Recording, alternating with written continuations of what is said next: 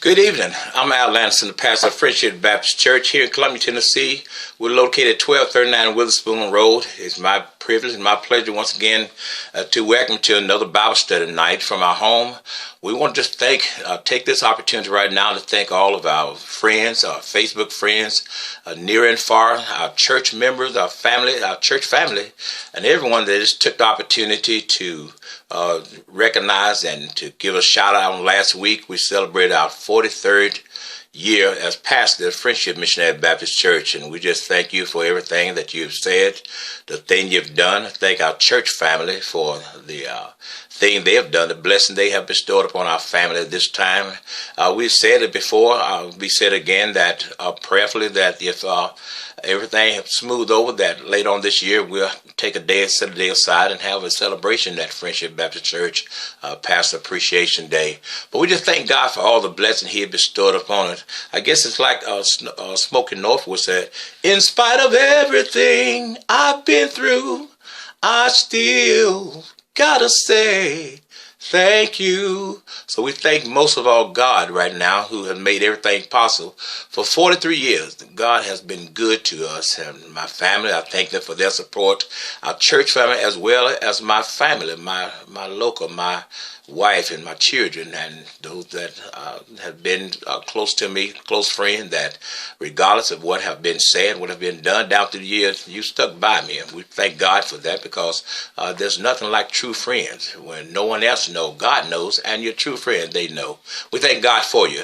Well, we're going to get into our lesson tonight. The lesson will be coming from the 19th chapter of the Gospel recorded by St. Luke, in the 19th chapter, and we're going to skip around some.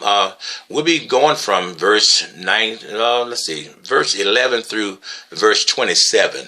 And as we say so often, I'll skip because I try to make things interesting. I try to keep it comfortable and at a place where everyone will be able to obtain and retain the information and not get lost in the lesson. So this time we just want to start. We just want to let you know that it's coming from the 19th chapter again of the Gospel of St. Luke, beginning with the 11th verse on, and it will go all through verse 27. This was the time when Jesus, and he was on his way to Jerusalem during the time of the Passover. Passover was about ready to take place, and it was a joyous time for the Jews as well as a sad time. Some things happened. The title tonight, we just want to let you know that when you're faithful, God will reward you for your faithfulness, And whatever He gives you, you need to just use it in a faithful way and to be diligent in it and to be prosperous in it. And God will continue to reward you. The lesson tonight talks about the Jesus as He was on his way to Jerusalem. A lot of the Jews that were following Him, they had the wrong interpretation. They thought Jesus was going to become the king of the Jews, to restore back their rights, their privilege, to the point that the Jews felt this way because of the mere fact they had been in a place in their life. The Passover to them was a place of recognition. They reminded them of how God had brought them from Egypt out of slavery, to give them freedom, to give them liberty again in Exodus. This was their Exodus. They had came out of Egypt as slaves, and God had freed them and gave them back their freedom, their life, their liberty. But at this time, even though they had time to remember how God brought them out of Exodus, and God brought them out of Egypt and brought them into their Exodus, and now they're at a place, even though they were back at home, they were back in Jerusalem, back in their land, but they were still going through some things because they was at home, but they weren't free, because at this time they was under the bondage of Rome. Rome had the Jews at bondage, even though they had their country, but they were still under rulership of Rome. So Jesus used this parable to let them know that maybe if they listen well, that He's not coming to restore their kingdom of being their king, but He's coming to let them know that if they just hold out, they just be faithful until the end, God will still reward them. Well, this story was told, and we want to read the first 3 or 4 verses of verse 11, start verse 11, and pray that you would understand what was taking place at this time.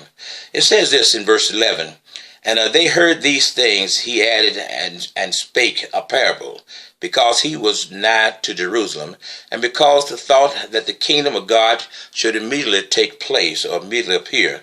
He said, therefore, a certain nobleman went into a far country to receive from himself a kingdom, and to return.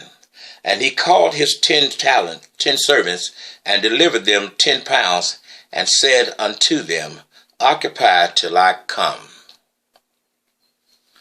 Jesus knew what they was thinking, knew they were thinking that he was going to be their king, but he let them know that through a parable, what was really taking place. And this parable that he used, some of the Jews took it wrong. As we say again, he said that in the 12th verse, he said, a certain nobleman went into a far country to receive for himself a kingdom and to return. And even though he was speaking of himself, they thought he was speaking of the history of the Jewish history, because there was a time in history that, before Jesus, before his time, in the year 4 BC, that's when Herod the Great, after he had died, he had left his son Archelaus as the new king, ruler, and the king of Judah. Well, before he could inherit the kingdomship of being king of Judah, he had to go back to Rome in order to inherit it, so to be approved. So when he went to Rome, the Jews sent 50 men as well to Rome, and they protested. They didn't want Archelaus as their king, and they protested, and it was ratified. In other words, it was formally made approved that he would not be king, agreed to. They would not be the king of Judah. So when Jesus began to talk this parable and say a certain nobleman went away to a far country to take over his kingdomship, he left someone. They thought he was talking about the old history. Most of the Jews did, but he was really speaking about himself, because they thinking that he's going to leave and the country, but they had no thought of this being Jesus speaking of what would happen in the future. So we thank God for the fact that we understand now. But the Bible says in this part that he left 10 servants with a pound, with talent, left them with something, but he wanted them to take the talents and to use them in a proper way, not to just sit on them. But he took the pounds, gave 10 servants 1 pound apiece, and he expected them to do something with it. So here they are. They takes the pound, and he leaves. And let's go a little further, because the 15th verse says, and it came to pass that when he was returned, having received the kingdom, then he commanded them, those servants, to be called unto him, whom he had given the pounds to, had given the talents to, and the money, that he might know how much every man had gained or by trading. So he sent them away. And when he went away, he left them with some pounds, some talents. And when he came back, he called for those 10 men to report about what they had did with the talent or the pounds that he had left them with, 1 pound each. Okay, so the first thing is that he left. He went away. Jesus left. He left, but he's coming back again. And when he comes back, he wants to be able to listen to, want to find what we've done with the talent, with the ability, with the gift that he has left us with. Well, what happened? The first one said in the 16th verse, then came the first one, and said unto him, Lord, I took the pound that you gave me, and I turned it into 10 pounds. So different ones have a different thought about how much a pound was worth. One book I was reading said a pound was worth about $640 in our time. So he took the $640 and turned it into $6,400, made 10 pounds, 10 times the pounds that he gave him. Okay, another one took the second one in verse 16, said, the second said, I came, Lord, I'm saying to him, Lord, thy pound have gained 5 pounds. So he had made $3,200 with the pounds. So it's speaking. Like I said, there's other that would use a pound and say it was worth less or worth more. But just the bottom line is they took the little that he gave them and they increased it. One increased it 10 times. The next one increased it 5 times the ability that it was. So the bottom line is that they made profit with it.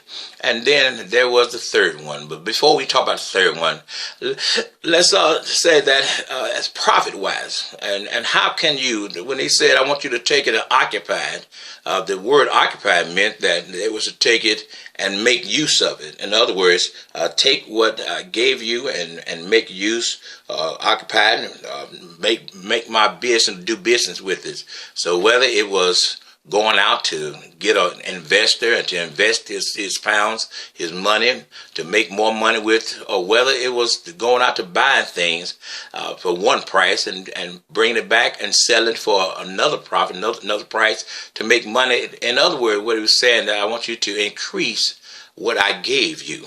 So many of us need to understand that too, that we are to increase whatever God gives us, whatever talent we have. It may not be money-wise, but it may be, you may have a talent. If your talent is to teach God's word, your talent is to preach, if your talent is to sing, whatever your talent is, you need to make use of it and use it for the Lord.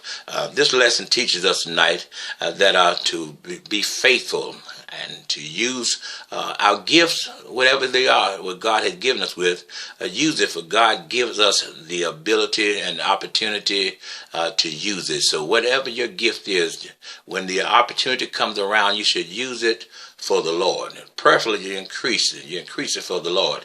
So this is the meat of the lesson. But the worst part was the third person, and we want to talk about him.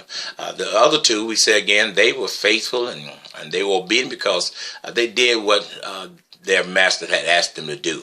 They went out and they increased the tithe, the gift that the master had given it to them.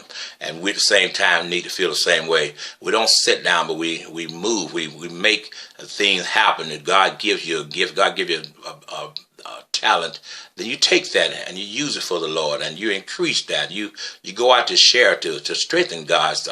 Every time you get an opportunity, you need to use your talent or your gift that God has blessed you with. But let's listen to the third man. We don't want to be like this servant.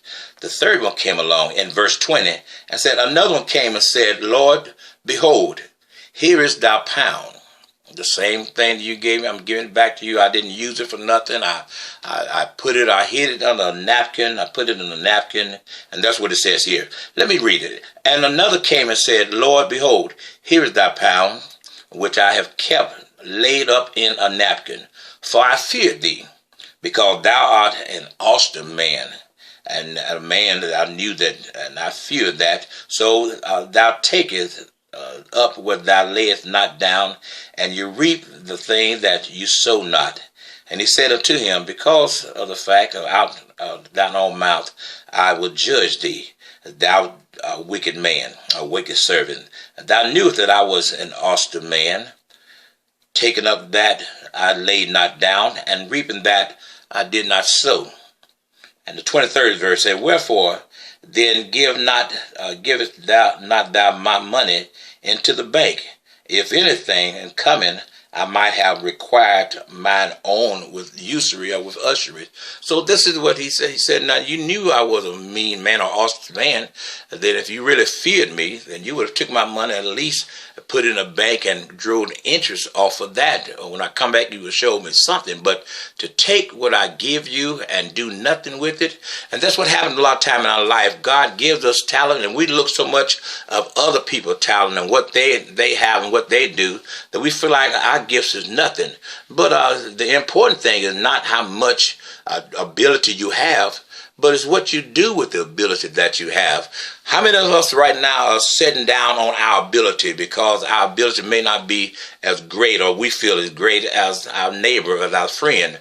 But I'm here to tell you, whatever God blesses you with, use it for him. And don't worry about what Brother Bill is doing or what Sister Sally is doing. You just use your ability. And regardless of how much, whether it's 10 times or 5 times or 2 times, but but don't just sit down and do nothing, because God give us, and he's coming back again one day.